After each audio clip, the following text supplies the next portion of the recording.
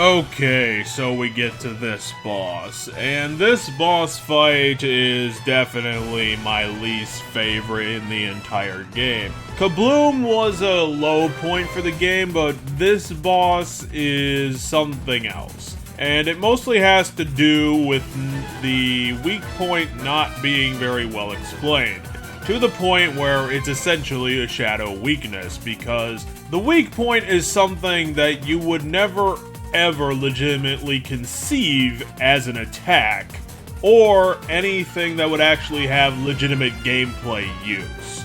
Let's start with the first problem. This boss is called the Barfatronic Lavachomper, which is convoluted and incredibly stupid for a boss name, because it sounds like something an 11-year-old would come up with. It's a juvenile name. Oh, it has barf in the name. That makes it edgy and cool, right? No, it doesn't. It doesn't relate much to the character of the robot or anything about it, and the fact that they included with the character design. And just by going by the face, you know, it's not anything stand out, but it's definitely a serviceable boss design, and then it just loses points when you hit it enough times and a toilet juts out of its face. Like, seriously. There are so many cartoons that have existed throughout time, contextless poop humor, and now we're doing it in video games. Poop by itself is not funny. You have to actually do something to get the comedy, so just having barf and chomp in the boss name doesn't do anything.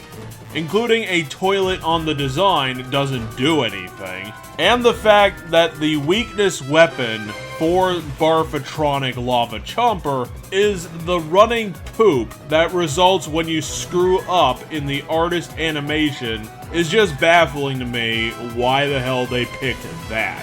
Because the running poop generated from the artist form is something that is inherently connected to failing at the artist form.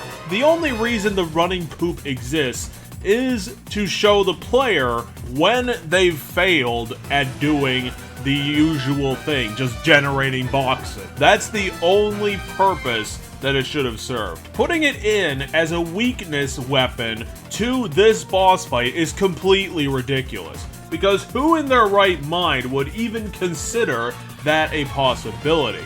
And yeah, I know, the weakness of the stupid robot is the toilet, but that is like the last thing on a player's mind. They don't consider it an attack.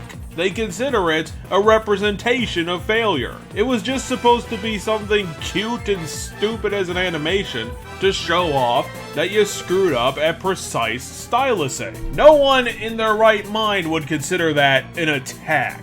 Something that you could do as an attack, which is why in the middle of the first attempt, I actually had to pause and look up a walkthrough to finally figure this out, because it's a stupid frickin' design choice to go with. Once you finally figure out that what you're supposed to be doing is stunning the robot and then dumping one of the running poos into the toilet in its mouth, and then just do that on repeat a couple times and then end the boss fight, it's frickin' dead simple. But it's figuring it out in the first place that's the problem.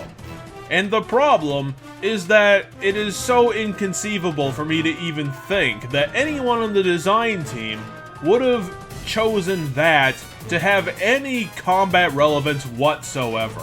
That's why for the first half of this video, all you were seeing me do was just throwing boxes onto the toilet and hoping that would somehow do the damage. Because the hint that you get is to use the artist form. It doesn't tell you how, so why the hell would you even consider what the solution actually is to be the solution? I don't think it's completely out of the realm of possibility for a substantial amount of players of this game to just be sitting there generating boxes over and over again, or just stacking up boxes and trying to, I don't know, punch Barfatronic in the eye with the scientist form, or literally anything else. Because, like I said, it is the last thing you would think of. The whole thing is just a dumb idea. The name's dumb, the character design beyond the stupid, childish nonsense is, like I said, serviceable. It's fine as a boss goes.